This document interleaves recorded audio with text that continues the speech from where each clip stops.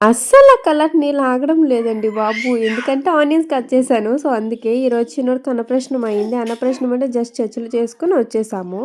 ఇంక మా హస్బెండ్ అయితే కర్రీ చేయమన్నారని చెప్పి 2 ఎగ్స్‌తోని ఎగ్ ఆమ్లెట్ కర్రీ అయితే చేస్తున్నాను. ప్రాసెస్ అయితే చాలా సింపుల్ ఎగ్ కర్రీ చేసేటట్టే.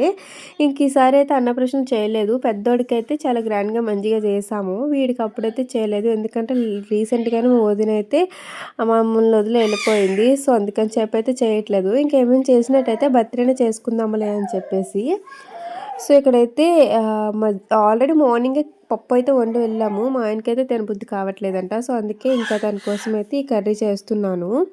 ఇంక మా చిన్నోడు ఈ రోజు నుంచి స్టార్ట్ చేశాడు. ఇంకా అన్నప్రాసనం అంటే అన్నం పెట్టాం కదా! అప్పుడే 6 మంత్స్ కంప్లీట్ అయ్యే వరకు మనమైతే పెట్టకూడదంట. మామూలు సెర్లాక్ అవైతే పెట్టొచ్చంట. నేనైతే ఈ మంత్ అయిన తర్వాతే పెట్టాలి అనుకుంటున్నాను. ఫైనల్లీ కర్రీ కూడా అయిపోయింది. మీకు ఈ కర్రీ వచ్చో రాదో కామెంట్ చేసేయండి.